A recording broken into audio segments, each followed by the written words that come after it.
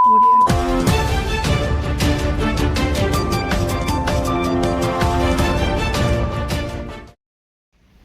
మొన్న జరిగినటువంటి పసిపాపకు సంబంధించినటువంటి ఘటనలో నిజంగా కూడా ఈ దేశంలో ఉన్నటువంటి ప్రజలందరూ కూడా సిగ్గుపడాల్సిన అంశం.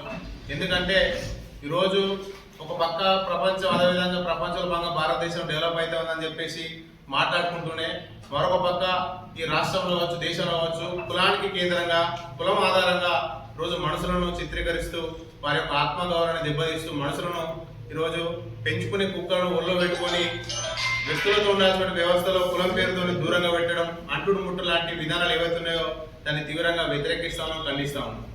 ఎందుకంటే ఈరోజు దేవుడు అందరికి దేవుడు, ఈ దేవుడికి సంబంధించినటువంటి గుడిలోకి వెళ్ళాల్సినటువంటి బాధ్యత అందరికి ఉంటుంది, ఆ ప్రేమ భక్తి అన్ని అందరికి ఉన్నటువంటి పరిస్థితి.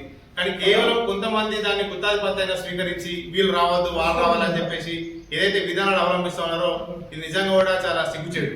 ఈరోజు నిచ్చెన మెట్ల బ్రాహ్మణీయ కుల వ్యవస్థలో రెడ్డిలు, రావులు అందరూ కూడా శూద్రుల కిందకి వస్తారు. కానీ ప్రస్తుతం ఉన్నటువంటి వ్యవస్థలో, ఈ వాట్సాప్ యుగంలో, ఈ 5G ఇంటర్నెట్ వ్యవస్థలో కొద్దిగా పేర్ల చివర కులాన్ని అంటుపెట్టుకొని మేము పెద్ద, మేము గొప్ప అని చెప్పేసి ఒక కుల అహంకారానికి ఎవరైతే ఆ దుందుకు చర్యలుగా భావిస్తున్నారో వాళ్ళందరూ కూడా నిజంగా కూడా సిగ్గుతో తలదించుకోవాల్సిన అంశం. ఒక పక్క చైనా మన మనుషులకు ఆల్టర్నేటివ్ గా రోబోలు తయారు చేస్తూ ఉన్నది. ఒక పక్క బ్రిటన్ లాంటి దేశాలు ఈ ప్రపంచాన్ని కూడా గుత్తాధిపత్యం, అమెరికా లాంటి దేశాలు ఈ ప్రపంచాన్ని కూడా గుత్తాధిపత్యంగా తీసుకొని ముందుకెళ్ళే ప్రయత్నం చేస్తా ఉంటే మనం ఈ రోజు చదువుకున్న విద్యార్థులుగా, చదువుకున్న యువకులుగా ఈ రోజు రాజకీయాల పేరుతో సమాజాన్ని మార్చినటువంటి అనేకమైనటువంటి మనం ఈ రోజు కులాల పేరుతో, మతాల పేరుతో సిగ్గు లేకుండా ఈ రోజు కొట్లాడుకునే పరిస్థితి.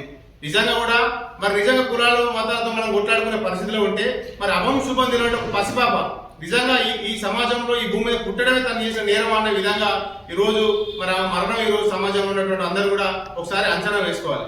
మేము నిజంగా కూడా ప్రశ్నిస్తా ఉన్నాం. ఎవరి వ్యక్తిగత గొడవలైనా, ఎవరి వ్యక్తిగత దాలైనా మేము ఎవరిని కూడా కించపరచు, ఎవరు కూడా ఏ కులాన్ని కూడా మాట్లాడడం.